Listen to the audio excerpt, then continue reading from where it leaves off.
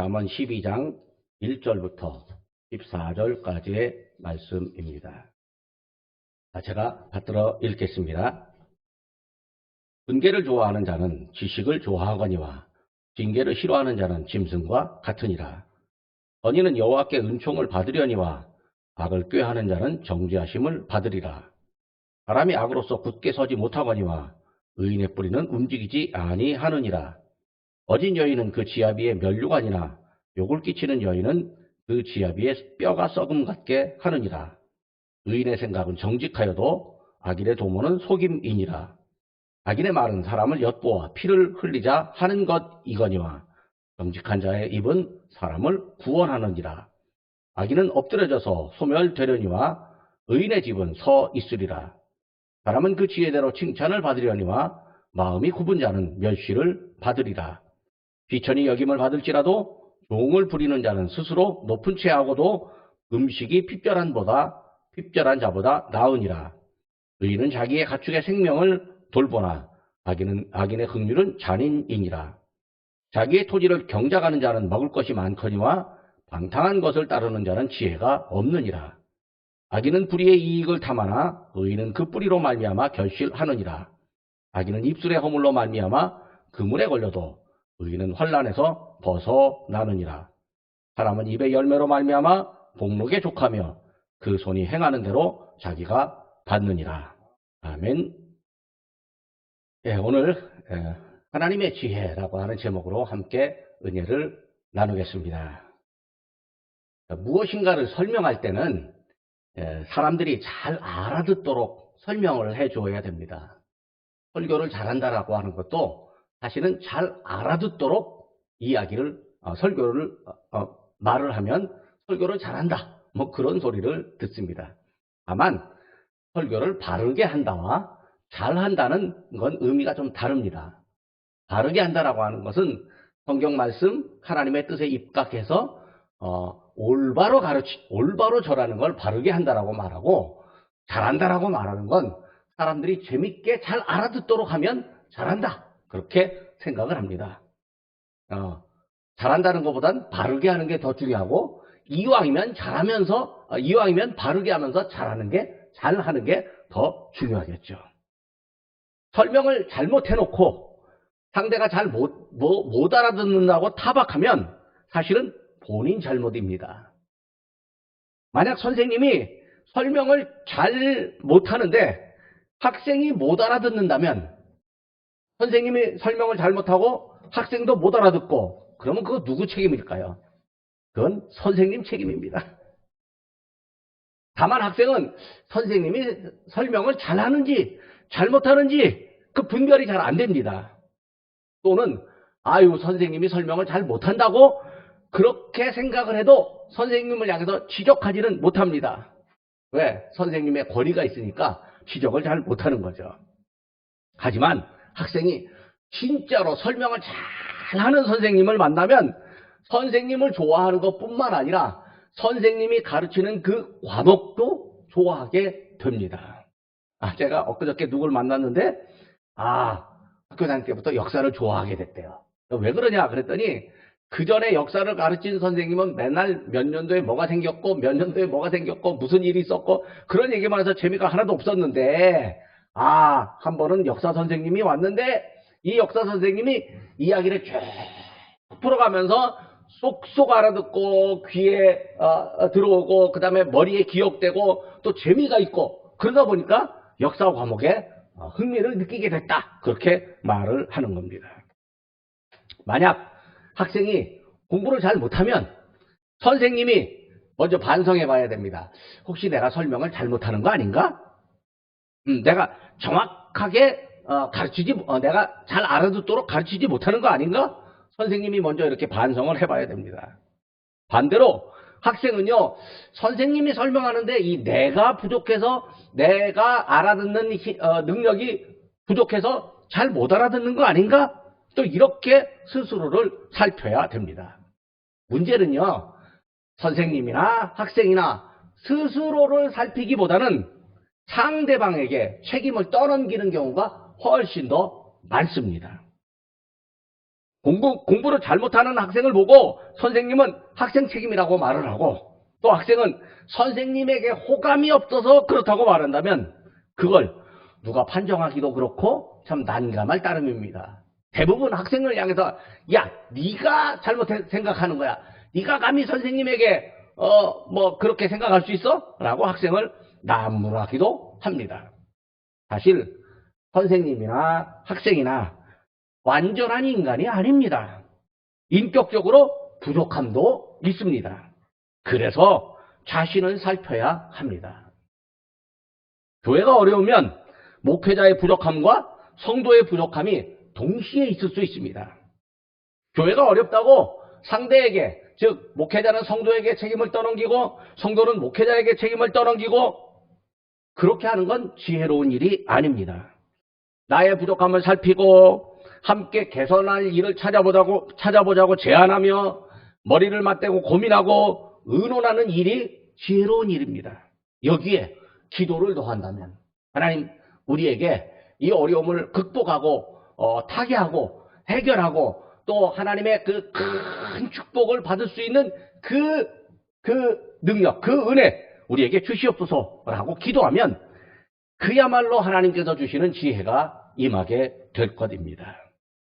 오늘 본문의 잠언은 지혜자가 아들에게, 즉 지혜자 솔로몬이 아들에게 교훈하는 형식으로 되어져 있습니다. 아들에게 유언을 하는 그런 형식입니다. 무엇인가 설명할 때는 여러 가지 설명 방법이 있습니다. 그 중에 가장 쉬운 일이 비교하고 대조하는 일입니다. 비교라고 하는 것은 비슷한 일을 나열해 갖고 공통점을 찾아서 알게 해주는 일이고, 대조는 반대되는 일을 찾아갖고 다른 점을 찾아내고 이 반대되는 것 중에 좋은 것을 선택하고 나쁜 것은 버리도록 하는 게 대조의 방법입니다. 비교와 대조를 할 때 단어를 나열할 수도 있고 문장을 나열할 수도 있습니다. 문장을 나열하는 것을 대구법이라고 말합니다. 조금 발음을 세게 하면 대구법이라고 말하는데 대구법이라고 말을 합니다. 대구법이란 비슷하거나 동일한 문장을 이 구조를 짝을 맞춰서 표현하는 그 효과를 주는 그런 방법을 의미합니다. 오늘 본문은 전형적으로 대구법이 많습니다. 선인과 악인을 대조하고 의인과 악인을 대조합니다. 복과 벌, 멸망과 영원, 높음과 낮음, 이런 표현들이 서로 이렇게 대조되어서 나오고 있습니다. 표현과 내용은 다르지만 문장 구조에서 짝을 이루고 있음을 이제 우리 본문에서 보게 됩니다. 왜 이렇게 대구법을 사용하겠습니까? 지혜자가 아들에게, 또 책을 쓰고 글을 쓰면 읽는 사람들에게 더 잘 알아듣도록 설명하기 위한 방법입니다. 즉 대구법을 사용하는 것 자체가 듣거나 읽는 사람들에게 잘 깨닫도록 지혜롭게 설명하는 방법입니다. 그러니까 설명하는 사람이 먼저 지혜를 갖고 설명을 하는 거죠. 내용을 알고 내용을 음미하는 것, 또 내용을 마음에 새기고 바르게 행하는 일이 지혜로운 일입니다. 동시에 내용을 설명하는 방법도 잘 알아서 사용하는 것, 그거 지혜로운 일입니다. 성경을 읽으면서 성경의 내용을 잘 알아서 그걸 마음에 새기고 그 말씀대로 행하는 것 지혜로운 일입니다. 동시에 성경이 쓰여지는 그 방법도 알아서 남들에게 말할 때나 또 글을 쓸 때 그 잘 전달되는 그 방법을 사용하는 것도 역시 지혜로운 일입니다. 본문의 1절부터 13절까지 각 절마다 모두가 다 대구법을 사용하고 있습니다. 14절은 13절까지의 결론의 말씀이기도 하고 또 17절과 짝을 이루고 14절, 15절이 이제 17절과 짝을 이뤄서 대구법을 사용하기도 합니다. 그래서 대구법을 사용할 때 이 패턴, 유형을 살짝 바꾸고 가면 설명하고 그러면 읽거나 듣는 사람들이 이게 읽어가는 재미가 있는 겁니다. 잠언을 읽어가는 재미가 있습니다. 사실 잠언이라고 하는 내용이 지혜의 내용입니다. 뭔가 설명하는 내용이 많습니다. 그리고 뭔가 재밌게 그 스토리가 쫙 이야기가 흘러가는 것이 아니라 하나하나의 어떤 그 교훈이 탁탁 들어 있습니다. 그러면 이게 읽어가다 보면요, 지루합니다. 어떤 사람들은 성경을 읽다가 그냥 잠이 와서 성경은 뭐 수면제라고 말하는데, 잠언은 읽다가 보면 지루해질 수 있습니다. 그런데 지루하지 말라고 뭐를 할까요? 지루하지 말라고 이렇게 표현 방법을 비교하고 대조하고 대구법을 만들어내고 있습니다. 이렇게 설명하면 읽는 사람들이 그 글자가 눈에 쏙 들어오고, 또 낭독을 하면 그 낭독의 소리가 귀로 쏙쏙 들어오게 됩니다. 자, 그러면 이제 본격적으로 본문으로 한번 들어가 봅니다. 본문에는 훈계와 지식, 또 지혜를 한 묶음으로 만들고, 의인과 악인을 비교하는 것을 또 대조하는 것을 한 묶음으로 만들고, 말과 행위와 태도를 말하는 한 묶음, 이렇게 세 묶음이 있습니다. 훈계와 지식을 말하는 한 묶음은 1절과 8절에 있습니다. 또 의인과 악인을 비교하는 한 묶음은 2절부터 7절, 10절, 12절, 13절에 있습니다. 그리고 말과 행위와 태도를 말하는 한 묶음은 9절, 11절, 14절 말씀입니다. 이 모든 것이 사람들이 알아서 행해야 하는 하나님의 지혜를 의미하고 있습니다. 그런데 이 지혜가 뭐 하늘에서 오는 것이 아니라 사람들의 살아가는 모습을 보면서, 어떻게 사는 게 하나님의 뜻이고 어떻게 사는 게 하나님께서 말씀하신 이웃사랑의 방법이로구나, 이것을 깨닫게 되는 거죠. 즉 하나님은 우리에게 믿음과 삶에서 필요한 지혜를 가르쳐 주십니다. 첫 번째, 훈계와 지식을 말하는 한 묶음입니다. 1절 말씀입니다. 훈계를 좋아하는 자는 지식을 좋아하거니와 징계를 싫어하는 자는 짐승과 같으니라. 누군가 나에게 바른 소리를 할 때 우리가 받아들이는 자세가 어떻습니까? 상대방의 말이 분명하게 맞는데 내 생각과 조금 다르거나, 또 상대방의 태도가 마음에 안 들어서 거부할 수 있습니다. 사실 사람들은요, 훈계를 듣는 걸 그다지 좋아하지 않습니다. 교회 와서나 설교를 듣는 걸 좋아하지, 교회 바깥에 나가면요, 설교 듣는 거 다른 사람들, 목사님 아닌 사람이 설교식으로 얘기하면 별로 안 좋아합니다. 그래서 쳐다보면서 당신 나한테 설교하는 거야? 이 얘기는 뭐냐면 하지 말라고 하는 뜻이나 마찬가지죠. 그러나 지식을 쌓으려면 훈계를 좋아해야 하는 거죠. 즉 교훈을 좋아해야 되는 거죠. 여기 훈계라고 하는 것은 영어 NIV 영어 성경에 보니까 훈련이라고 하는 의미가 있습니다. 그러니까 자꾸 내 마음을 훈련시켜가는 거죠. 훈련이라고 하는 건 어떤 한 가지 일을 꾸준히 하는 겁니다. 그러면요, 그게 그 지식이나 활동이 몸에 뱄니다. 운동선수가 한 가지 일을 꾸준히 하면 그것이 몸에 배서 시합 때 나타납니다. 또 우리가 하나님의 말씀을 꾸준히 들으면 그것이 언젠가 사람들에게 말할 때 하나님의 말씀이 우리 바깥으로 나오게 됩니다. 아주 오래전에 제가 목회하던 곳에서 여자 청년이 하나가 있었는데, 그 여자 청년이 찬송가를 부르고 싶은데 아침에 출근할 때 꼭 옛날 흘러간 노래가 나온대요, 자기 입에서. 왜 그런가 보니까 엄마가 흘러간 옛 노래를 좋아해갖고 아침부터 흘러간 옛 노래를 틀어놓는답니다. 그러니까 일어나갖고 세수하고 밥 먹을 때 계속 흘러간 옛 노래를 듣게 되는 거죠. 근데 출근할 때 자기도 모르게 그걸 부르게 된다는 거야.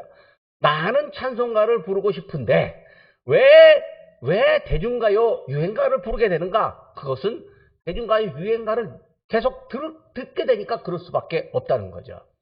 즉 훈계, 하나님의 말씀을 계속 들으면 그것이 우리의 입으로 나오고 그것이 행동으로 나가게 된다라고 하는 거죠. 그러니까 평소에 음악을 틀어놓아도 찬송가를 틀어놓고, 평소에 어떤 이 소리가 나올 때도 그 소리가 하나님의 말씀, 하나님의 뜻이 담긴 소리들이 나오면 그것이 뭐야? 그 훈계를 좋아하는 것이 되고, 그것이 결국 우리에게 뭐예요? 지식으로 쌓이게 되는 거죠. 몸에 배이지 않은 지식은요, 점점 퇴화가 됩니다. 지혜는 훈련하는 일입니다.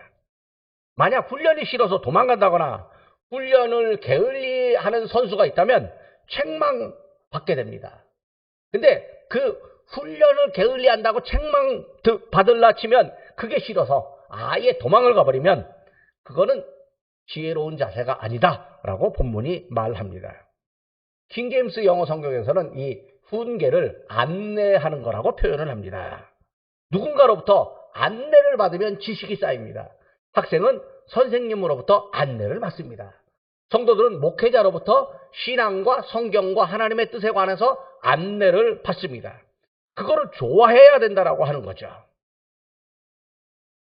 하지만 본인이 아는 지식은 언제나 옳지 않습니다. 누군가 그걸 교정해 줄 때도 있습니다. 킹제임스 영어 성경에서 징계라고 하는 걸 뭐라고 표현하냐면 교정해 준다, 수정해 준다 이렇게 말을 합니다. 그러니까 남으로부터 때로는 교정이 필요할 때 이 교정받아야 되는데 교정받는 걸 싫어한다면 그것은 지혜로운 사람의 자세가 아니다 이렇게 말을 합니다. 하나님은 우리를 안내해 주시는 분입니다. 하나님은 우리를 훈련시켜 주시는 분입니다.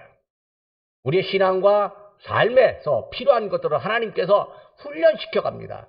교회를 통해서 훈련시키기도 하고 세상에 나가서 사람들을 만날 때 사람들과 부딪히면서 훈련을 받기도 합니다. 우리의 삶 자체가 우리 하나님 앞에 갈 때까지 꾸준히 훈련하고 행하고 열매를 보이는 그런 그 반복, 순환의 과정이기도 합니다. 하나님의 책망과 하나님의 훈련과 하나님의 교정이 있다면 우리는 어떻게 하면 될까요? 하나님 내 마음대로 할게요. 그래야 될까요? 아니면 예 하고 순종을 해야 할까요? 소위 말해서 많이 배웠다라고 하는 사람들은요, 난 하나님 없이도 살 수 있어 이렇게 말을 하는 사람도 있습니다. 그 사람들은 하나님의 말씀, 하나님이 교정해주고 훈련시켜 주시는 것을 거절하는 겁니다. 이것은 자기는 지혜롭다고 생각하지만 사실은 지혜로운 일이 아닙니다.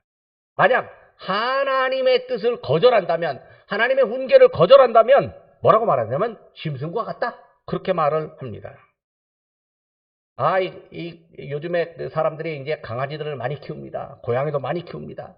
근데 강아지, 고양이 키우면서 사랑하는데 얘네들이 주인의 마음을 못 알아들어요. 그래갖고 막 뭐라고 하는데 훈련 방법이 잘못돼갖고 강아지들이 주인은 속썩이기도 합니다. 그러면 전문가가 와갖고 훈련 방법을 가르쳐주면 강아지들이 제대로 알아듣습니다.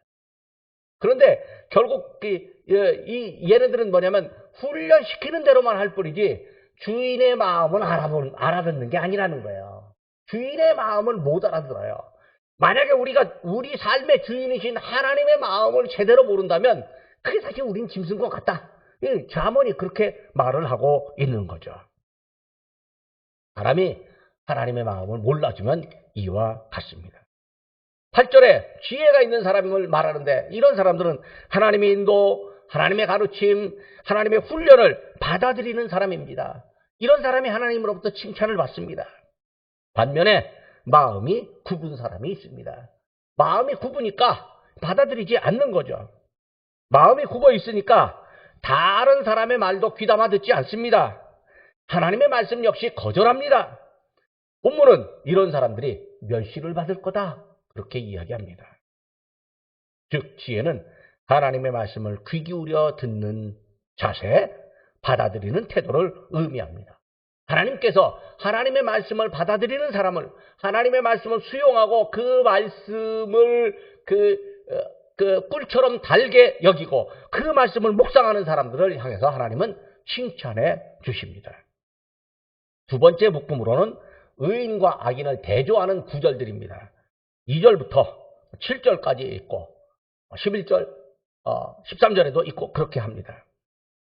2절은 그 다음에 나오는 모든 내용들을 이끌어가는 말이기도 합니다.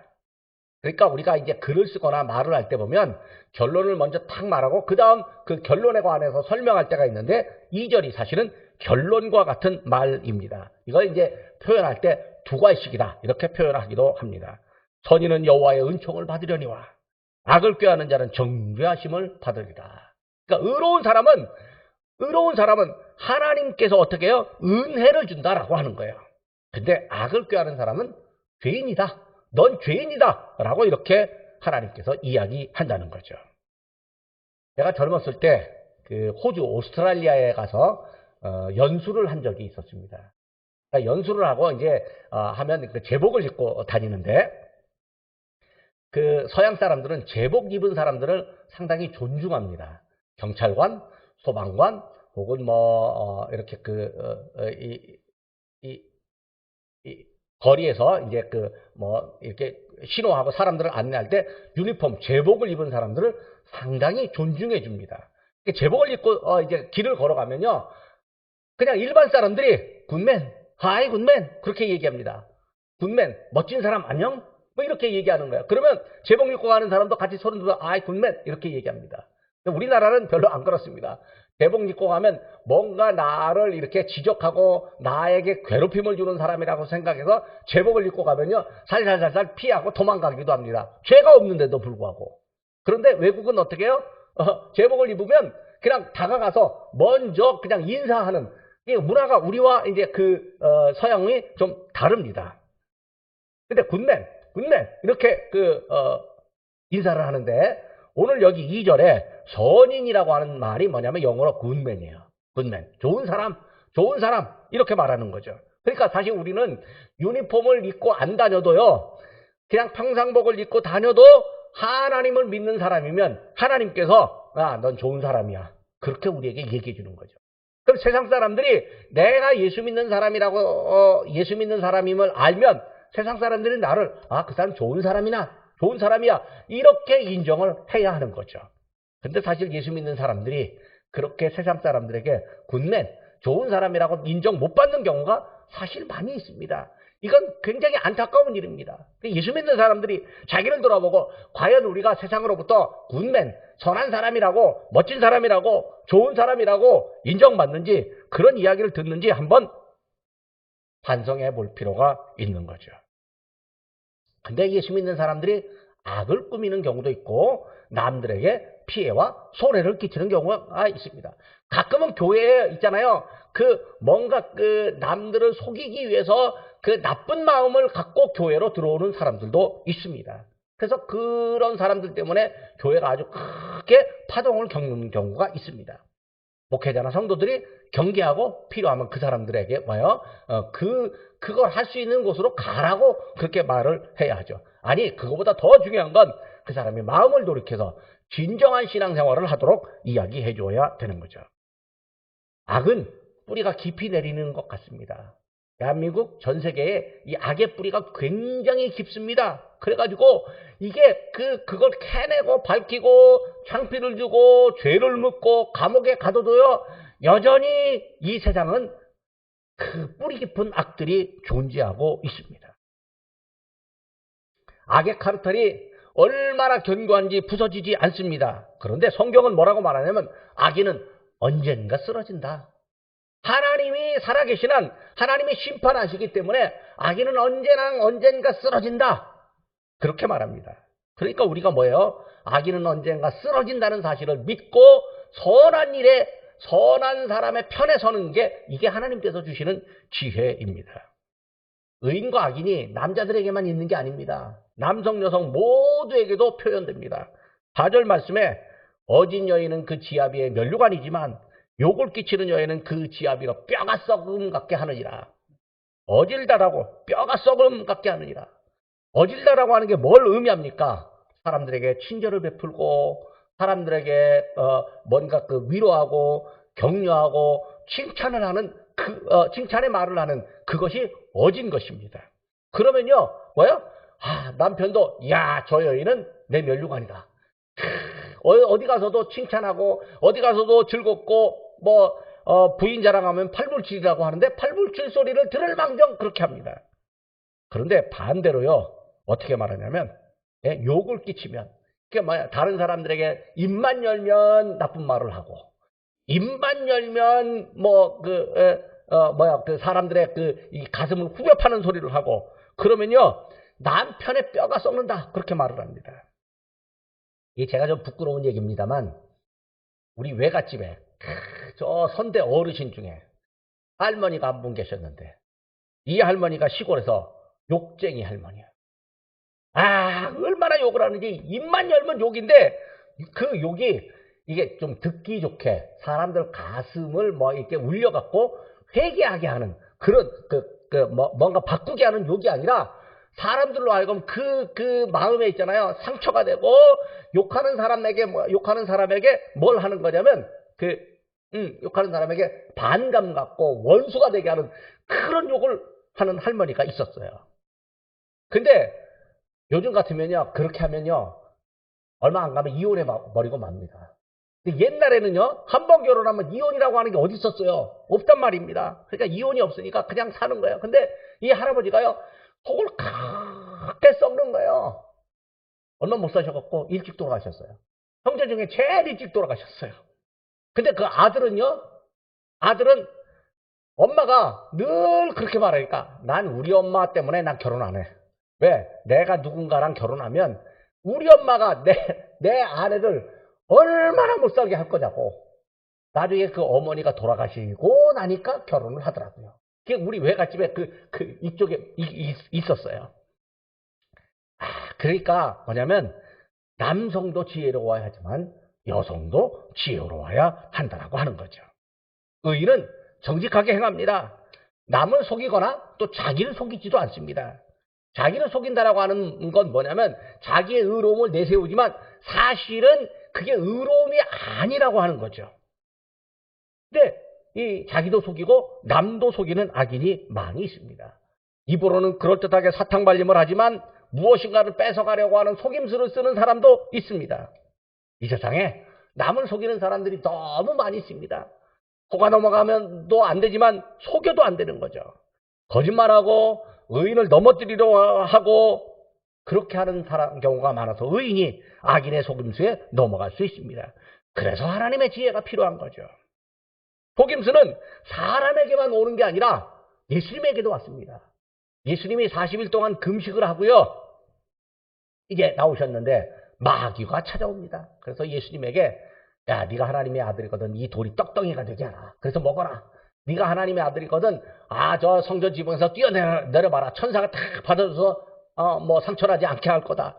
또 네가 나에게 한 번만 절해라. 그러면 내가 이 세상 모든 걸 다 주겠다. 마귀가 그렇게 시험합니다. 이게 속임수입니다. 왜냐하면 그대로 될 것 같지만 그대로 되고 나면 거봐 너 내 말 들었잖아. 너 내 말대로 했잖아. 라고 마귀가 오히려 말을 하는 거죠. 그러니까 그게 뭐냐면 말한 사람의 속아 넘어간 사람에게 오히려 속아서 넘어간 사람에게 어리석다라고 그렇게 말을 합니다. 속임수를 쓰는 사람 그 목적이 뭘까요? 무리한 이익을 탐하는 거죠. 사람들에게 알려지면 안 되니까 또 수치를 당하면 안 되니까 보이지 않는 곳에서 몰래 속임수를 써갖고 자기의 이익을 취하는 사람입니다. 공정하거나 정당한 방법이 아니라 불법적인 방법으로 자기의 이익을 만들어냅니다. 그러나 의로운 사람은 정직한 방법으로 정직하게 뿌리를 내리고 결과를 얻습니다. 악인은 저울을 속이지만 의인은 저울을 속이지 않습니다. 왜 그럴까요? 정직함이 하나님께서 주시는 지혜라고 생각합니다. 대한민국의 젊은이들에게 설문조사를 하면요. 정직하게 행하면 가난하게 산다. 나쁘게 행하고 좀 속이고 사면 이 부자로 잘 산다. 그렇게 생각하는 경우가 있습니다. 이게 왜 그러냐면 우리나라 정치가들이 별로 열심히 일한 것 같지도 않은데 웬걸 어느 때인가 보면 보통 사람보다 더 많은 재산을 가지고 살게 되니까 저 사람들이 속임수를 쓰고 나쁜 짓을 해서 많이 가지는 거 보니까 나는 이거 소외감을 느껴갖고 젊은이들이 정직하게 행하는 것을 좋은 일이 아닌 것으로 그렇게 착각할 때가 있습니다.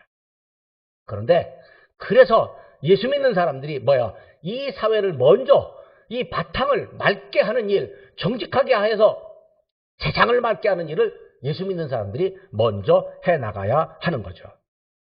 악인은 말할 때도 누군가를 핍박하고 괴롭게 합니다. 악담을 합니다. 악인은 이 입에서 나오는 것 자체가 이게 사람들에게 기쁨을 주지 않습니다.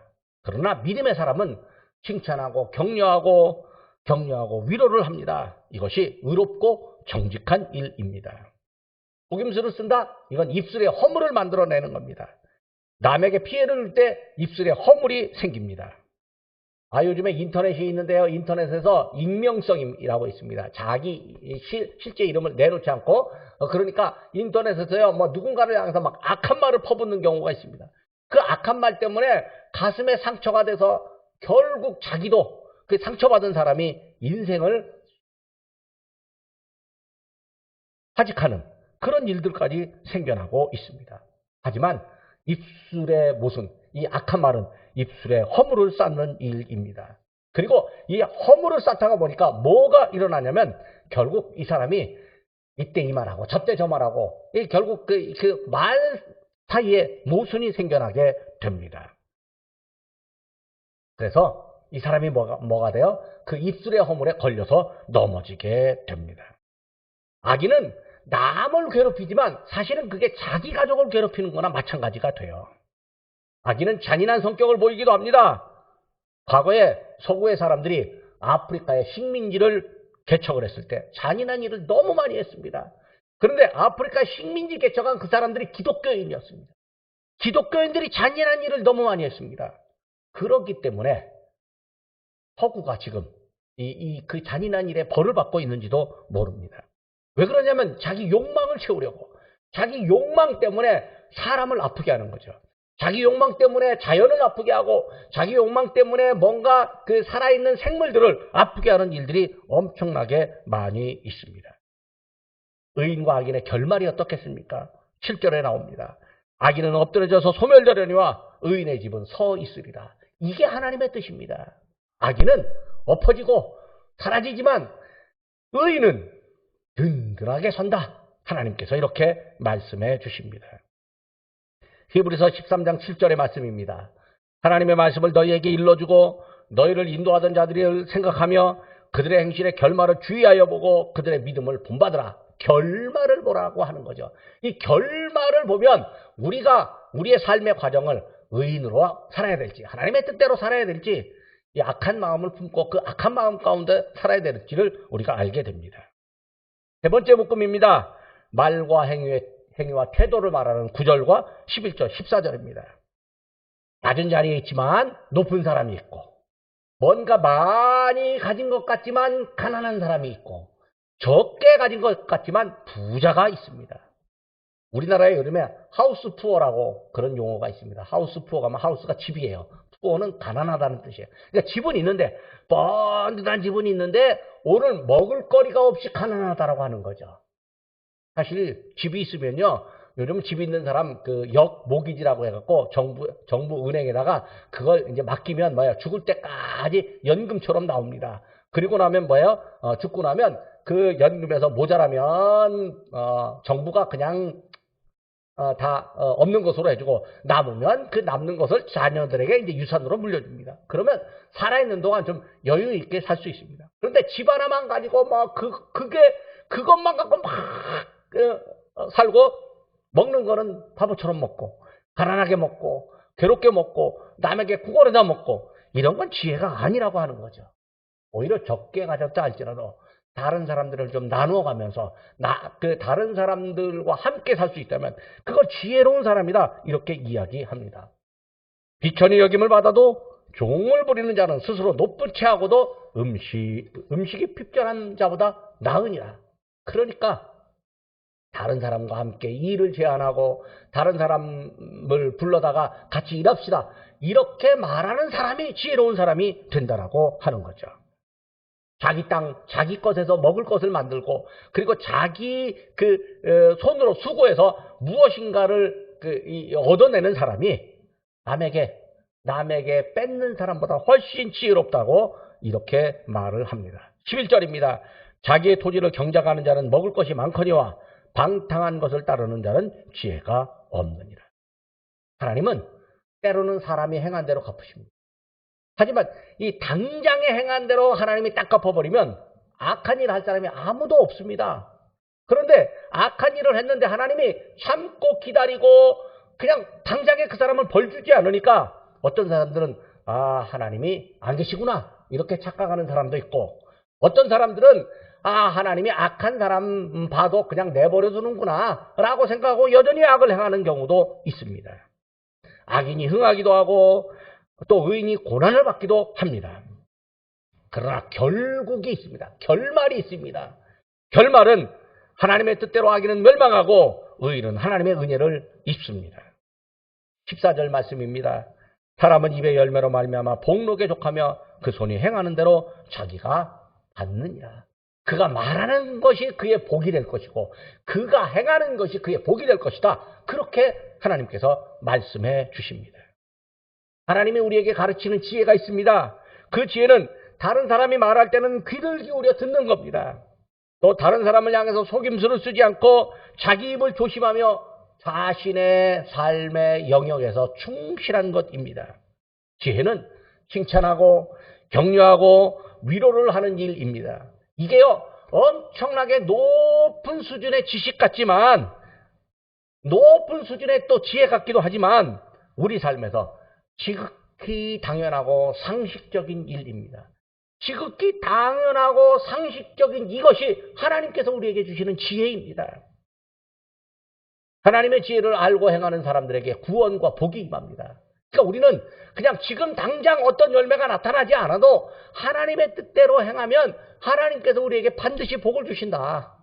내 때에 복을 안 주면 내 자녀 때에 복을 주기도 하고 나에게 복을 안 주면 내 이웃에게 복을 주기도 하고 하나님의 그 선하신 뜻을 끝까지 믿고 신뢰하는 사람들이 믿음의 사람들인 거예요. 이것을 알고 믿어 실천하는 지혜가 더 많이 필요합니다. 하나님의 뜻입니다. 기도하겠습니다.